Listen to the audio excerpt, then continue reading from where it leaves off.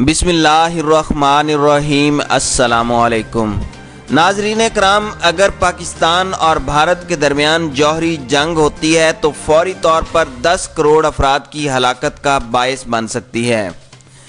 ناظرین کرام، اس المناک خدشے کا اظہار ایک نئے سائنسی مقالے میں کیا گیا ہے، جس میں ایک منظر نامے کو ماڈل بناتے ہوئے بتایا گیا کہ جوہری جنگ کے نتیجے میں فوری طور پر 10 کروڑ سے زائد ہلاکتوں کے ساتھ دنیا بھر میں قحط سالی کا سامنا بھی ہو سکتا ہے، جس کی وجہ بموں کے پھٹنے کے بعد اٹھنے والے کالے بادلوں کا سورج کی روشنی کو ایک دہائی تک روکے رکھنا ہے۔ ناظرین کرام، یہ تحقیق اس وقت سامنے آئی ہے جب دونوں ممالک کے درمیان مقبوضہ کشمیر کی صورتحال کے حوالے سے کشیدگی بہت زیادہ بڑھ چکی ہے۔ امریکہ کی کولوراڈو یونیورسٹی اور رٹگرز یونیورسٹی کی اس تحقیق میں بتایا گیا ہے کہ اس وقت دونوں ممالک کے پاس 150 جوہری ہتھیار ہیں، جن کی تعداد 2025 تک 200 سے زائد ہونے کا امکان ہے۔ محقق ایلن روبوک نے خبر رساں ادارے AFP سے بات کرتے ہوئے کہا کہ بدقسمتی سے یہ تحقیق بروقت ہے، کیونکہ پاکستان اور بھارت کے درمیان کشمیر پر تنازعہ برقرار ہے اور ہر ماہ آپ سرحد کے آس پاس لوگوں کے مرنے کی خبریں پڑھتے ہیں۔ ناظرین کرام، بھارت کی جانب سے اگست میں مقبوضہ کشمیر کی خود مختاری کو ختم کر دیا گیا تھا، جس پر وزیر اعظم عمران خان نے گزشتہ ماہ اقوام متحدہ کی جنرل اسمبلی سے خطاب کرتے ہوئے خبردار کیا تھا کہ یہ تنازعات دونوں ممالک کے درمیان جوہری جنگ کا باعث بن سکتا ہے۔ ناظرین کرام، اس تحقیق میں شامل ماہرین نے موجودہ آبادی اور ممکنہ ہدف بننے والے شہری مراکز کو مد نظر رکھ کر تخمینہ لگایا ہے کہ 12 کروڑ 50 لاکھ افراد اس صورت میں ہلاک ہو سکتے ہیں اگر دونوں ممالک نے اپنے جدید ترین ہتھیاروں کا استعمال کیا۔ ناظرین کرام، دوسری جنگ عظیم میں 6 برسوں کے دوران 7.5 سے 8 کروڑ افراد ہلاک ہوئے تھے۔ اس تحقیق میں منظر نامے کی بنیاد 100 کلو ٹن وزنی ہتھیار کے استعمال پر رکھی گئی تھی، جو کہ ہیروشیما میں گرائے گئے ایٹم بم سے 6 گنا زیادہ طاقتور ہوں گے۔ اس طرح کے ایک بم کا سنگل ایئر برسٹ ہی 20 لاکھ افراد کی ہلاکت اور 15 لاکھ کے زخمی ہونے کا باعث بن سکتا ہے، مگر بیشتر ہلاکتیں دھماکے کے بعد آگ کے طوفان کے نتیجے میں ہوں گی۔ ناظرین کرام، تحقیق میں بتایا گیا ہے کہ بھارت میں ہونے والی ہلاکتوں کا تناسب پاکستان کے مقابلے میں 2 سے 3 گنا زیادہ ہوگا۔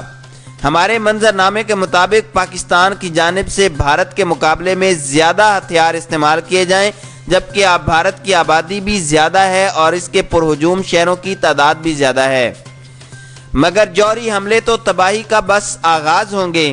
تحقیق میں دریافت کیا گیا کہ دھماکے کے بعد 16 ملین سے 36 ملین ٹن سیاہ کاربن کا اخراج بالائی فضا میں ہوگا، جو چند ہفتوں میں دنیا بھر میں پھیل جائے گا۔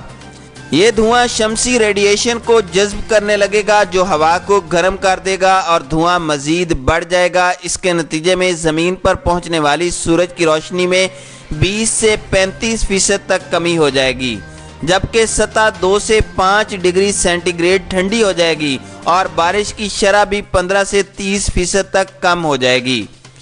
یہ اثرات 10 برس تک برقرار رہ سکتے ہیں، جس کے نتیجے میں دنیا بھر میں غذائی قلت کا سامنا ہوگا۔ ایلن روبوک کے مطابق، مجھے امید ہے کہ ہمارا کام لوگوں کو احساس دلائے گا کہ جوہری ہتھیاروں کا استعمال نہیں ہونا چاہیے۔ یہ ہتھیار بڑے قتل عام کا باعث ہو سکتے ہیں۔ ناظرین کرام، اس جنگ کو بڑھاوا دینے کی وجہ بھارت کا مقبوضہ کشمیر پر غاصبانہ قبضہ ہے۔ بھارت کی قید میں موجود حریت پسند کشمیری رہنما یاسین ملک کی سربراہی میں قائم تنظیم جموں کشمیر لبریشن فرنٹ آج لائن آف کنٹرول کی جانب آزادی مارچ کرے گی۔ ناظرین کرام، JKLF کے مرکزی ترجمان رفیق ڈار نے انتظامیہ کو جموں کشمیر لبریشن فرنٹ کے پرچم اور مختلف نعروں پر مبنی بینرز ہٹانے سے خبردار کیا۔ اس حوالے سے ایک پریس ریلیز میں رفیق ڈار نے کہا کہ مارچ کا آغاز جمعے کی صبح 10 بجے آزاد جموں اینڈ کشمیر کے جنوبی ضلع بھمبر سے ہوگا، جس میں مظفر آباد اس کی پہلی اور سری نگر اس کی آخری منزل ہوگا۔ انہوں نے کہا کہ پرامن آزادی مارچ میں مظفر آباد تک جانے والے راستے پر تمام علاقوں سے لوگ شامل ہوں گے۔ انہوں نے مزید کہا کہ گلگت بلتستان، پاکستان کے تمام صوبوں اور دنیا بھر کے مختلف حصوں کے لوگ بھی اس مارچ میں حصہ لیں گے۔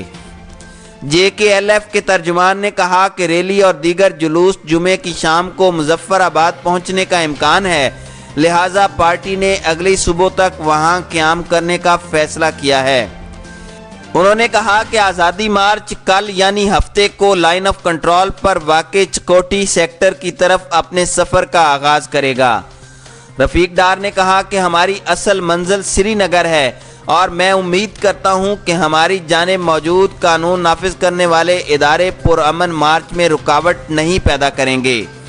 JKLF کے ترجمان نے کہا کہ مارچ کا پہلا مقصد مقبوضہ کشمیر کے عوام سے اظہار یکجہتی کرنا ہے، جنہیں گزشتہ 2 ماہ سے 10 لاکھ سے زائد بھارتی فوجیوں نے یرغمال بنایا ہوا ہے۔